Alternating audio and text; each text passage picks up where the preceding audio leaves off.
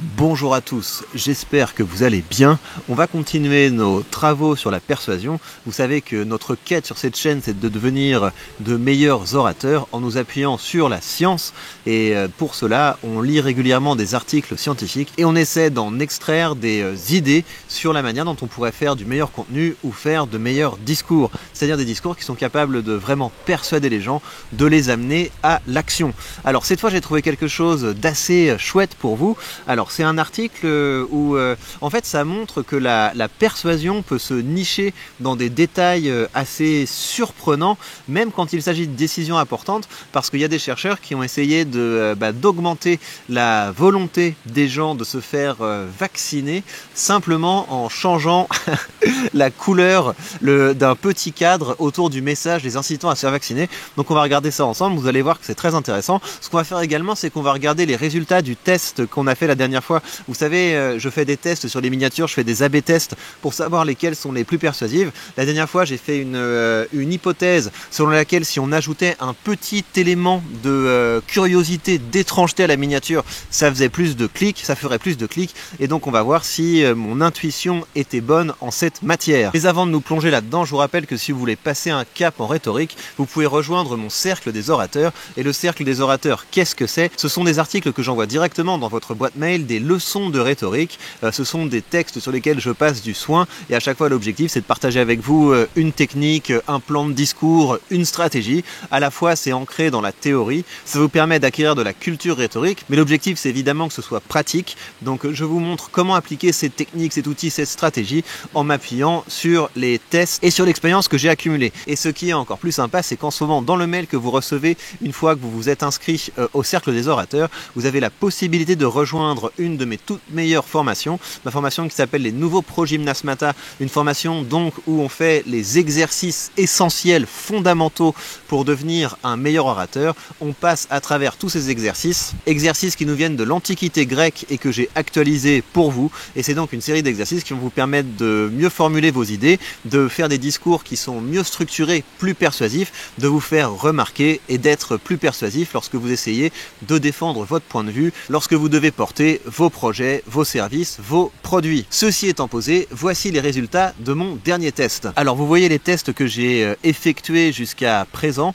Le dernier test que j'ai fait, c'est donc celui-là. Les résultats définitifs sont pas encore arrivés. Alors je note deux choses, c'est que le taux de clic par impression est plutôt meilleur que celui des deux derniers tests que j'ai effectués. Pour rappel, ce que j'avais fait ici, j'avais fait l'hypothèse selon laquelle si j'ajoutais un élément d'étrangeté, à savoir une casquette de gangster mise sur le côté, eh bien ça ferait plus de clics que si je ne mettais pas la casquette sur la miniature. Et donc l'effet est pas gigantesque, mais on le voit quand même. On voit qu'il y a effectivement plus de clics avec cette casquette que sans la casquette, donc c'est assez amusant. Mais ça rejoint le fait que finalement le persuader de cliquer, c'est essayer de créer un petit peu d'étrangeté. Il y a un phénomène du type je suis curieux donc je clique. On verra ce que ça donnera à la fin du test, mais voilà, pour le moment l'hypothèse est confirmée, même si ils me diront si c'est significatif ou pas, mais c'est pas un très gros écart quoi. Et pour information, l'outil que j'utilise pour faire ces tests AB, c'est un outil qui s'appelle TubeBuddy.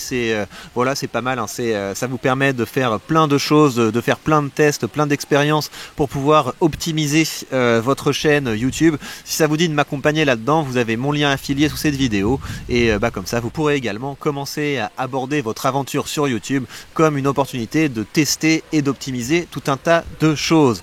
Alors on va maintenant passer à l'article du jour, article qui m'a également donné une idée d'expérimentation, parce qu'on est là pour ça, on n'est pas là seulement pour faire de la théorie, on est là pour passer de la théorie à la pratique. Comme d'habitude, je vais traduire imparfaitement le titre de cet article. Vraiment les amis, hein, au bout d'un moment il faut parler anglais, hein, donc je traduis vraiment au cas où.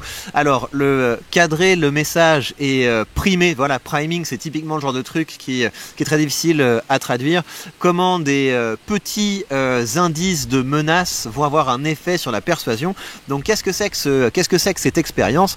En fait, message framing c'est assez difficile à traduire également, mais c'est un peu cette idée de comment est-ce qu'on cadre un message, comment est-ce qu'on entoure un message. Il y a un petit peu cette idée là, comment est-ce qu'on prépare le terrain à un message. Ça veut dire dire aussi ça, mais c'est assez difficile à traduire et c'est récurrent dans les recherches sur la persuasion, cette notion. Et priming, c'est vraiment cette idée de, voilà, on va prédisposer l'esprit à. Alors l'objectif de l'expérience, c'était de voir quel genre de message va être le plus efficace pour persuader les gens de se faire vacciner. Quel vaccin on parle? On parle d'un vaccin contre le papillomavirus, je crois que ça s'appelle comme ça.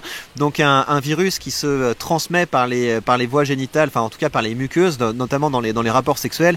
Et c'est pas super de choper ça parce que c'est un virus qui peut vous filer des cancers. Donc c'est vraiment quelque chose qui est voilà, il vaut mieux éviter. Et c'est quelque chose qui concerne surtout les jeunes. Et il y avait un vaccin pour les femmes. Et en fait récemment là, on est en 2008 en tout cas, à l'époque où 2008-2009, à l'époque où il créait cet article, il y avait un vaccin pour hommes qui était en développement, et on va voir ensemble l'expérience qu'ils ont faite pour voir quelle va être la stratégie la plus efficace pour persuader donc des jeunes hommes de se faire vacciner. Alors avant, ce qu'ils font, c'est qu'ils, dans l'état de l'art, ils mettent deux choses qui sont assez intéressantes. C'est qu'il y a effectivement des recherches qui montrent que les couleurs ont un impact sur notre mécanisme de décision, un impact sur notre psychologie. Il y a des tests assez marrants du type, ils ont été capables de faire diminuer les performances cognitives des gens à des tests d'intelligence en mettant un fond rouge aux tests qu'ils étaient en train de passer. Et la manière dont il explique, c'est que en fait la couleur rouge, ça, dans un contexte où on passe des tests, ça nous évoque un petit peu des choses du type l'école, les évaluations négatives du professeur, etc. Et donc ça fait perdre leurs moyens aux gens. Donc c'est drôle hein, que des choses comme ça puissent, que simplement la couleur que vous mettez en arrière-plan d'une tâche cognitive, ça peut faire baisser les performances. C'est quand même intéressant. C'est quand même intéressant de voir où peuvent se nicher les choses qui nous influencent. La deuxième chose qu'il y a dans leur état de l'art, c'est ils s'appuient sur le fait, si vous voulez, que les humains ont une aversion à la perte. Qu'est-ce que ça veut dire ça? Ça veut dire que quand on dit à des gens est-ce que ça vous dit de prendre des risques pour gagner ça?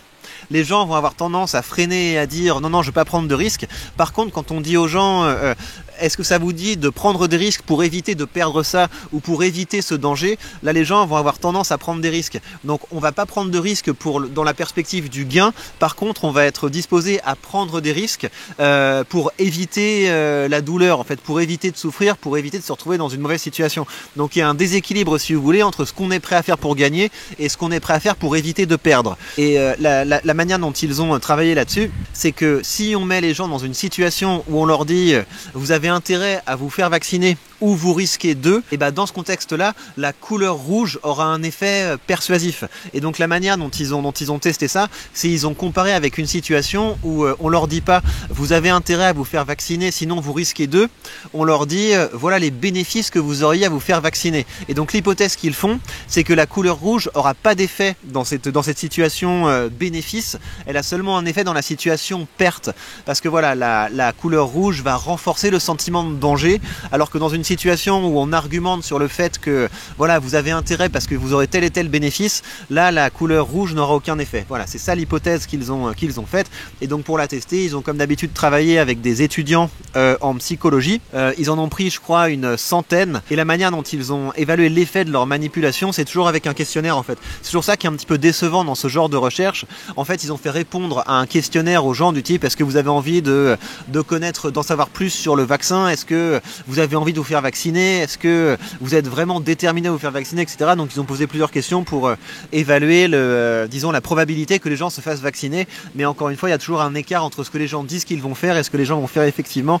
Mais voilà, j'imagine que dans un cadre comme ça, c'est un peu trop difficile de terminer l'expérience avec un véritable vaccin. Donc c'est seulement sur les intentions des gens qu'ils ont pu évaluer l'effet. Que vous voyez un petit peu la manière dont ils ont fait dont ils ont formulé les choses. Là, vous avez la situation gain. Là, vous avez la situation perte. Et en fait, c'est vraiment dans la manière dont ils ont formulé.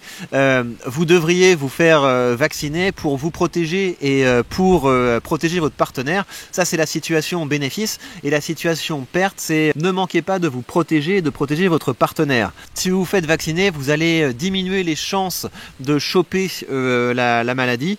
Et côté perte, c'est si vous décidez de ne pas vous faire vacciner, vous allez augmenter vos chances de choper une maladie. Donc un côté c'est formulé de façon à mettre l'accent sur les gains potentiels, et de l'autre côté c'est formulé de façon à mettre l'accent sur les pertes potentielles. Et donc leur hypothèse, c'est que si on ajoute un cadre rouge à un message comme ça, bah ça va avoir un effet persuasif important, alors que si on met un cadre rouge dans le contexte où on insiste sur les bénéfices, ça n'aura pas d'effet notable. C'est ça l'hypothèse qu'ils ont faite, et donc voici les résultats de leur expérience. Je trouve que leur résultat est assez spectaculaire, hein, pour que vous voyez comment c'est fait. Là, vous avez quand il y a seulement un cadre neutre, à savoir un cadre gris autour du message, là ça va avoir un effet plus persuasif que quand ils mettent un cadre rouge. Donc c'est marrant en fait, le fait de mettre un cadre rouge dans la situation bénéfice, ça va avoir tendance à diminuer la volonté des gens à se faire vacciner, comme si la stratégie avait un retour de flamme, quoi. Alors que dans la situation où on met l'accent sur les pertes potentielles, eh bien le cadre rouge, bah là il augmente significativement la volonté de se faire vacciner, et c'est là qu'ils ont les résultats les plus positifs en termes d'intention de se faire vacciner. Donc il y a véritablement un effet de la couleur rouge quand on essaie de persuader les gens de faire quelque chose en utilisant la stratégie des risques, en utilisant la stratégie des pertes potentielles. Donc vraiment je trouve que c'est un effet qui est assez significatif, et ça donne envie donc de faire un travail sur les couleurs, et je vais vous montrer la petite expérience maintenant que j'ai mise en œuvre pour essayer de répliquer les résultats de cette étude. Ça me fait marrer ce que j'ai fait. Donc vous voyez, ça c'est la miniature de la vidéo que vous êtes en train de regarder.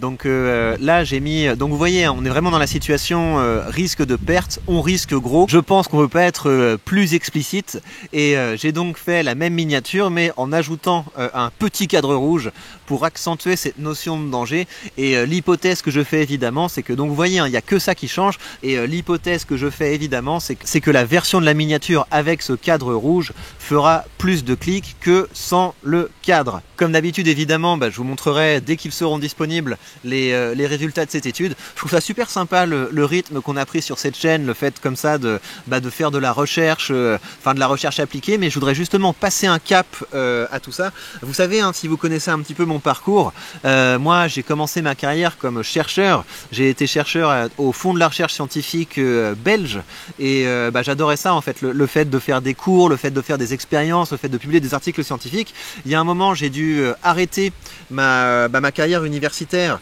parce que j'avais plus de financement pour mes projets. C'est pour ça que j'ai créé tout ce que j'ai fait, mes chaînes YouTube, mon coaching, les séminaires que je donne.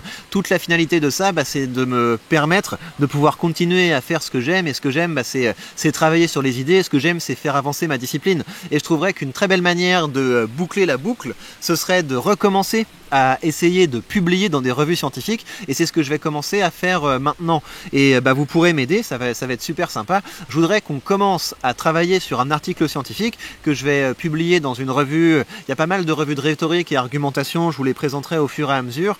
Et donc l'objectif, c'est de faire un test en partant peut-être sur quelque chose du type une image vaut 1000 mots, et vérifier dans quelle mesure l'image est plus persuasive que le texte pour faire cliquer les gens. Donc il faut que je trouve une manière de vérifier ça. Je pense qu'il y a un état de l'art assez costaud là-dessus, et ce que je vais faire à partir de maintenant, c'est que je vais commencer à rédiger un état de l'art. Je vais affiner la question de recherche, je vais vraiment poser une hypothèse sur le papier.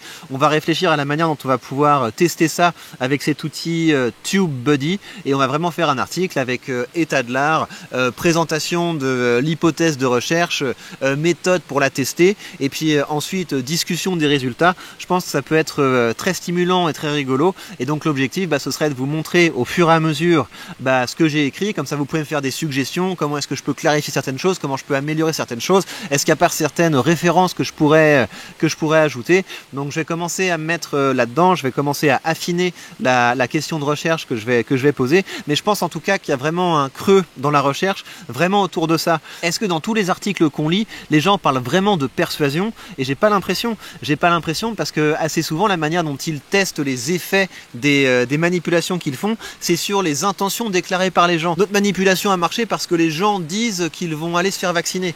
Mais en fait, il y a vraiment un monde entre ce que les gens disent et ce que les gens font effectivement. Et je trouve que ce qu'on est en train de faire là avec les miniatures, c'est quelque chose qui est à un niveau supérieur parce qu'il y a vraiment une décision. La décision, c'est je clique ou je clique pas. C'est pas oui, cette miniature me donne plus envie de cliquer. Je suis pas en train de faire une enquête auprès des gens, en train de leur demander oui, sur quelle miniature auriez-vous envie de cliquer. Non, on peut vraiment analyser les comportements. Donc je pense qu'il y a quelque chose d'assez intéressant à aller creuser par là. En tout cas, ça me motiverait vraiment de pouvoir contribuer à la recherche, en plus de le faire un petit peu de façon collaborative avec vous. On peut vraiment bien s'amuser. Je vous donne plus de nouvelles de ce projet bientôt. D'ici là, prenez bien soin de vous, partagez cette vidéo, aimez-la si vous avez envie de m'encourager dans ce travail, commentez-la pour me dire ce que vous en pensez et on se retrouve très vite pour poursuivre notre quête de persuasion.